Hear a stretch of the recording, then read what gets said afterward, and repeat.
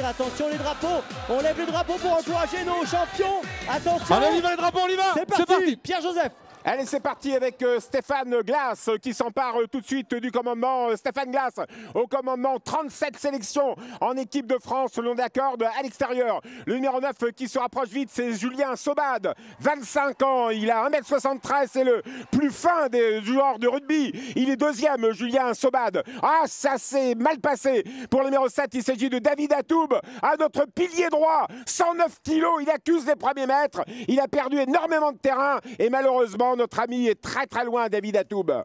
Premier tournant sous la conduite le long de la corde de notre centre. Il s'agit de Stéphane Glass qui a la direction de l'épreuve. À son extérieur, on retrouve un bel effort également du numéro 9 qui est bien placé depuis le départ. C'est notre milieu de terrain. Il s'agit de Julien Sobad. Alors que nous attaquons la ligne d'en face, un bel effort également tout en dehors de Geoffroy Messina, 26 ans, l'un des plus jeunes du peloton, Geoffroy Messina, qui passe deuxième. Qui peut revenir ensuite? On est coincé le long de la corde malheureusement avec Yves Dreux et Pierre Rabadan, l'homme de Marseille, qui est enfermé dans la corde, mais il attend, il a peut-être encore des possibilités de revenir.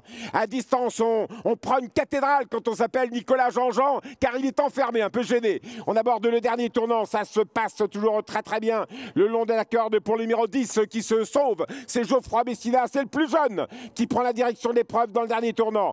En deuxième position, nous voyons venir à l'extérieur Damien Weber, l'espoir de cette équipe du Stade Français, le plus jeune qui vient très vite, le jeune Weber à l'extérieur. Toujours tête et corde pour le numéro 10, Geoffroy Messina avec Franck Hahn. Il va peut-être l'emporter comme ça, mais il est attaqué de toutes parts. On aimerait bien venir à l'extérieur avec le 3, Damien Weber, qui passe à la contre-attaque avec Jean-Michel Bazir. L'entrée à ligne droite, Jean-Michel Bazir sollicite Damien Weber pour qu'il lui demande le maximum à son partenaire, Jean-Michel Bazir, Damien Weber, Jean-Michel Bazir, c'est l'espoir du Stade Français qui va l'emporter.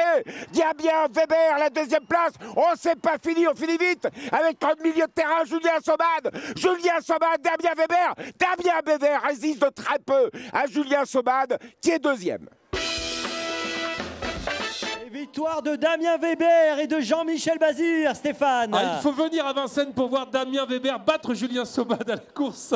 C'est quelque chose qu'on ne peut pas imaginer. Eh bien, on l'a vu aujourd'hui. C'est assez extraordinaire. Quel poids fait-il, Damien Weber? Ah, il fait plus de 100 kilos, Damien. C'est un plus de 100 kilos qui gagne cette course, ce prix des dieux de l'hippodrome. Deuxième place pour le numéro 9, c'est Julien Sobad avec Franck Leblanc. Et troisième, c'est Geoffroy Messina qu'on a longtemps vu en tête de la course, Stéphane, avec Franck Hahn. Mais c'est donc Jean-Michel Bazir et Damien Weber qui sont les plus forts.